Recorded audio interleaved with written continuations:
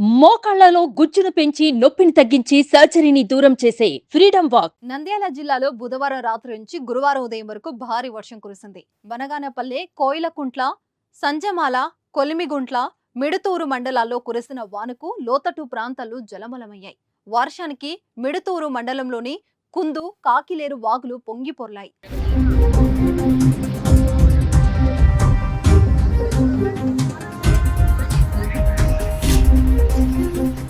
SC colony సమీపంలోని కాకిలేరు వాగు పొంగడంతో సమీపంలో నిలిచి ఉన్న ఓ కారు గడ్డివాము వర్షపు నీటిలో కొట్టుకుపోయింది. నీటిలో ఉన్న వంతెనరాలు అడ్డుపడడంతో నీటి ప్రవాహంలో కారు ఆగిపోయింది. దీంతో కారును బయటికి తీసేందుకు గ్రామస్తులు తీవ్రంగా శ్రమించారు. వర్షం ధాటికి మిడుతూరు నుంచి నంద్యాలకు వెళ్లే వాహనాలు నిలిచిపోయాయి. అలాగే బన్నూరు, ఓర్వకల్లు మధ్య వాహన రాకపోకలు నిలిచిపోయాయి. దీంతో ప్రయాణికులు తీవ్ర ఇబ్బందులు పడ్డారు.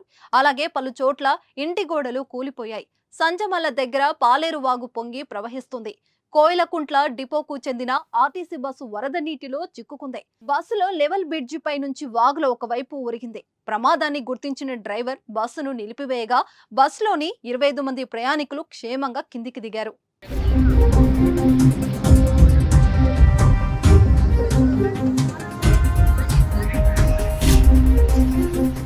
సుమన్ టీవీలో మీ పర్సనల్ అండ్ బిజినెస్ ప్రమోషన్స్ కోసం కింది నెంబర్కి కాంటాక్ట్ చేయండి.